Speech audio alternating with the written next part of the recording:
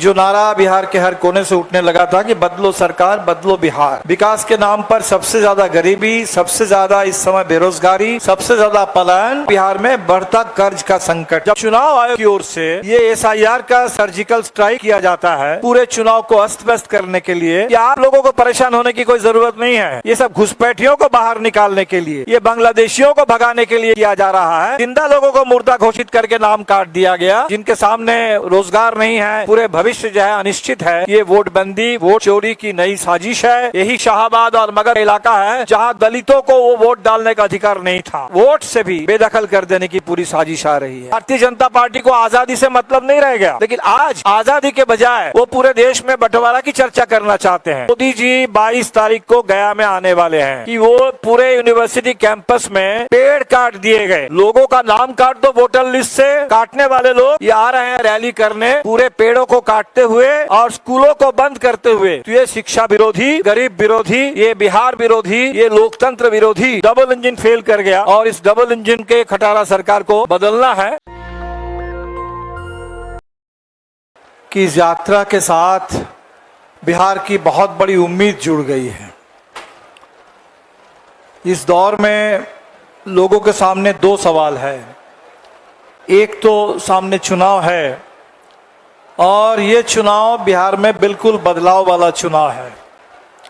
मैं आपको इस इलाके के बारे में थोड़ा बताऊं कि जिस नवादा में हम लोग अभी हैं, पिछले साल अक्टूबर महीने में इसी नवादा से हमने पटना तक एक 13 दिन की पदयात्रा की थी, 260 किलोमीटर।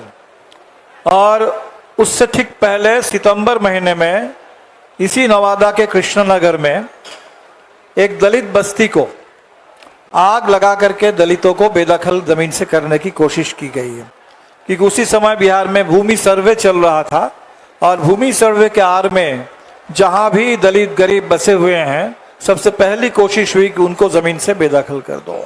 और उसी पृष्ठभूमि में हम लोगों ने पदयात्रा जब की तो हमने देखा कि नवादा में, गया में जबरदस्त दलितों में आक्रोश है। यही इलाका जीतन राम मांझी जी का है और केंद्रीय मंत्री हैं, बिहार में एक समय पूर्व मुख्यमंत्री रह चुके हैं। लेकिन सबसे ज्यादा दलित उत्पीड़न की घटनाएं आपको गया में मिल जाएंगी, जहां मजदूरी मांगने पर आज भी उनका हाथ काट लिया जाता है। ये स्थिति यहाँ है और इसी के चलते बिहार में ये जो 20 साल बाद चुनाव अभी आ रहा था, ये चुनाव बिल्कुल तय था। जो नारा बिहार के हर कोने से उठने लगा था कि बदलो सरकार बदलो बिहार। बिहार में पिछले 20 साल से सरकार है, बातें बहुत हुई विकास की, न्याय के साथ विकास की, सुशासन की, लेकिन आज जो हकीकत है वो बिल्कुल उल्टा। विकास के नाम पर सबसे ज्यादा गरीबी, सबसे ज्यादा इस समय बेरोजगारी, सबसे ज्यादा पलायन, और जिस बात की अभी भी ज्यादा चर्चा बिहार में नहीं हो रही है वो है बिहार में बढ़ता कर्ज का संकट, माइक्रो फाइनेंस कंपनियों का बढ़ता आतंक, जिसके चलते गांव के गांव, घर के घर खाली करके लोगों को भागना पड़ रहा है। और सुशासन की जगह पर तो बिल्कुल अपराधियों का राज आ गया। आपने वो सीसीटीवी का फुटेज देखा होगा कि बिल्कुल सुबह 7 बजे का वक्त पटना के अस्पताल में कैसे अपराधी आराम से आते हैं और बिल्कुल वो पहलगाम वाले स्टाइल में आते हैं, गोली चलाते हैं और चले जाते हैं।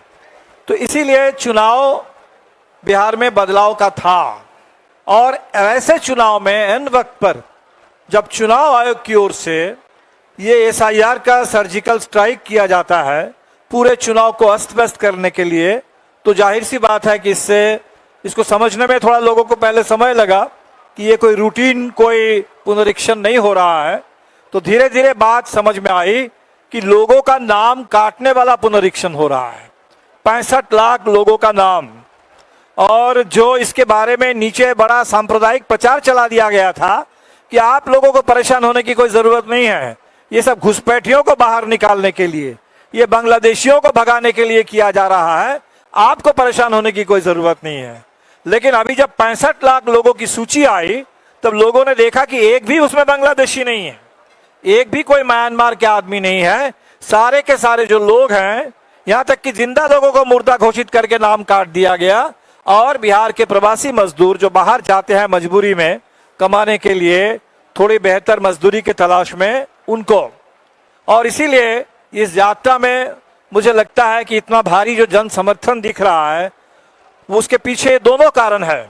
एक, बदलाव की तीव्र आकांक्षा जो बिहार में, गांव में, शहर में, हर तबके में, हर पीढ़ी में, नौजवानों में सबसे ज्यादा, खासकर जिनके सामने रोजगार नहीं है, पूरे भविष्य जो है अनिश्चित है, लेकिन उनके साथ साथ वो सारे बुजुर्ग जिनको 400 रुपए का पेंशन दिया जाता था, और हम लोगों की लंबी लड़ाई के बाद अब नीतीश जी 1100 रुपए की घोषणा करके कह रहे हैं कि हम पूरे बुजुर्गों का भी ध्यान रखेंगे। तो बिहार के सारे तबके, महिलाएं, किसान, खेत मजदूर, मनरेगा मजदूर, सब के सब। तो और इसी के साथ साथ SIR जो आप पूरे बिहार के लोगों को, और मुझे लगता है कि बिहार के चलते पूरे देश में भी अब लोगों को बात समझ में आ रही है कि ये वोट बंदी, वोट चोरी की नई साजिश है, और अपने ही लोगों को, गरीबों को बड़े मुश्किल से जो वोट डालने का अधिकार मिला। अधिकार तो संविधान में 1949 में संविधान पारित होने के साथ साथ मिल गया था, लेकिन आपको मालूम है कि यही मध्य बिहार का इलाका है, यही शाहाबाद और मगध का इलाका है जहां दलितों को वो वोट डालने का अधिकार नहीं था। और लंबी लड़ाई, बहुत मुश्किल भरी लड़ाई हम लोगों को लड़नी पड़ी, काफी जान की कीमत दे करके, जनसंहार झेलते हुए, तब जा करके 80 के दशक में यहाँ दलितों को, गरीबों को, भूमिहीन मजदूरों को वोट डालने का अधिकार मिल पाया था। और आज उसी अधिकार को दोबारा छीनने की साजिश हो रही है, और बिहार को सिर्फ बूथ कब्जा के पुराने दौर में नहीं, बल्कि फिर एक बार गुलामी के दौर में धकेलने की कोशिश है पूरे बिहार को और देश को, जहां गरीबों के पास, जिनके पास जमीन नहीं है, जिनके पास मकान नहीं है, जिनके पास हाई स्कूल की अभी डिग्री नहीं है, उनको वोट से भी बेदखल कर देने की पूरी साजिश आ रही है। तो हमें लगता है कि यात्रा अभी शुरू हुई है, आपके माध्यम से हम अपील करेंगे। यात्रा पूरे बिहार में तो हर जगह हम लोग पहुंच नहीं पाएंगे। 1300 किलोमीटर 13 दिन की यात्रा है बेसिकली। हम लोग 1 तारीख को समाप्त करेंगे पटना में, लेकिन ये 1300 किलोमीटर की यात्रा, ये संदेश बिहार के हर कोने तक पहुंच रहा है, पहुंचे। हम आपसे अपील करेंगे कि आपके माध्यम से और पहुंचे। और इसमें दोनों बातें, एक, मताधिकार की रक्षा। आज पूरे देश में लोग चिंतित हैं, परेशान हैं कि हमारा जो संविधान वो खतरे में है। और संविधान सिर्फ नहीं, बल्कि संविधान जिस आजादी के आंदोलन से निकला, उस पूरे आजादी का विरासत, अभी 15 अगस्त को मोदी जी ने जो भाषण दिया और 15 अगस्त को लेकर के पूरे देश में जो प्रचार चला, इससे भी ये बात साफ दिखी कि अब भारतीय जनता पार्टी को आजादी से मतलब नहीं रह गया। उस समय भी मतलब नहीं था आजादी के आंदोलन के दौर में। इनके पूरे पूर्वज उसके आंदोलन के खिलाफ खड़े थे, अंग्रेजों के साथ खड़े थे, लेकिन आज आजादी के बजाय वो पूरे देश में बंटवारा की चर्चा करना चाहते हैं। उनके लिए पार्टीशन मुद्दा है, और वो पार्टीशन का दौर को दोबारा लौटा कर लाना चाहते हैं हिंदुस्तान के अंदर, देश को और टुकड़े टुकड़े करना चाहते हैं। और इसीलिए आज वो आजादी और आजादी से निकला संविधान, ये जब खतरे में है, तो हमें उसी तरह लड़ना पड़ेगा जैसे आजादी के दौर में लोग लड़े थे। आज फिर उसी तर्ज पर लड़ना होगा, और उसके साथ साथ अपने संविधान की रक्षा करते हुए बिहार में बदलाव लाना है। ये चुनाव बदलाव लाने वाला, बदलो सरकार बदलो बिहार, इस नारा को साकार करने वाला चुनाव है। और आपको मालूम है कि हम लोगों ने जो भी प्राथमिक जो हमारी घोषणाएं हुई है, जो गरीबों के लिए इन्होंने वादा किया, उन्होंने पूरा नहीं किया, उसको हम लोग पूरा करेंगे। 2 लाख रुपए तमाम जो 94 लाख से ज्यादा महागरीब परिवार हैं, उन परिवारों को जो एकमुश्त एक सहायता देने की बात थी, उसको हम लोग पूरा करेंगे। पूरे बिहार की महिलाओं के लिए 2500 रुपए प्रति माह, उनके लिए एक मंथली असिस्टेंस, इसकी हम लोग निश्चित तौर पर व्यवस्था करेंगे। पूरे बिहार में 200 यूनिट गरीबों के लिए बिजली फ्री, ये जो घोषणा है इसको हम लोग पूरा करेंगे। पूरे बिहार में 1500 रुपए कम से कम पेंशन, नीतीश जी ने 20 साल लगा दिया 400 रुपए के पेंशन को 1100 रुपए में लाने में, और हमने तय किया कि हम शुरुआत करेंगे 1500 रुपए से, और वो पेंशन आगे उसकी राशि बढ़ती जाएगी। तो वैसे तमाम जो बिहार के किसानों की मांगे हैं, उन मांगों को लेके बढ़ेंगे। मैं बस खत्म करूंगा, हमने अभी सुना, कल हम गया में थे और पता चला कि मोदी जी 22 तारीख को गया में आने वाले हैं। बोध गया में उनकी कोई रैली होगी और उनकी रैली का उसके लिए जो तैयारी चल रही है, साथियों ने हमें बताया कि वो पूरे यूनिवर्सिटी कैंपस में पेड़ काट दिए गए।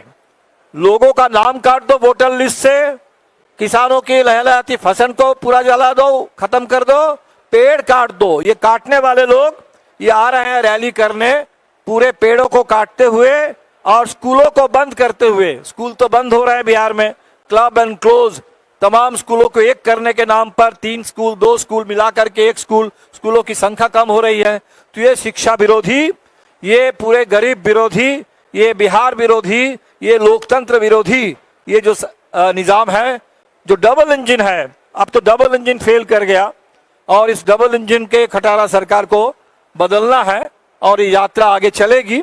और पूरे नवादा के लोगों का, गया के लोगों का, औरंगाबाद में, सासाराम में अभी तक पिछले 2.5-3 दिन में जो अपार जन समर्थन मिला है, इसके लिए इस पूरे इलाके के तमाम न्याय पसंद नागरिकों का, इस इलाके के तमाम गरीबों का, मजदूरों का, महिलाओं का, दलितों का, मेहनत कशों का मैं इस पूरे यात्रा की ओर से तहे दिल से शुक्रिया अदा करता हूं। और उनसे ये हमारा वादा है कि ये जो मुद्दा है और ये जो उनकी आकांक्षा है, इसको निश्चित तौर पर हम लोग मंजिल तक पहुंचाने के लिए पूरी ताकत लगा देंगे और निश्चित तौर पर यह अभियान सफल होगा। नेशनल दस्तक की आपसे गुजारिश है कि अगर इसको बचाना चाहते हैं तो नेशनल दस्तक को सब्सक्राइब करने के लिए रेड कलर के सब्सक्राइब बटन को दबाएं, फिर बेल आइकन की घंटी दबाएं। नेशनल दस्तक को बचाने के लिए बहुत जरूरी है कि हर खबर को शेयर करें, लाइक करें, कमेंट जरूर करें।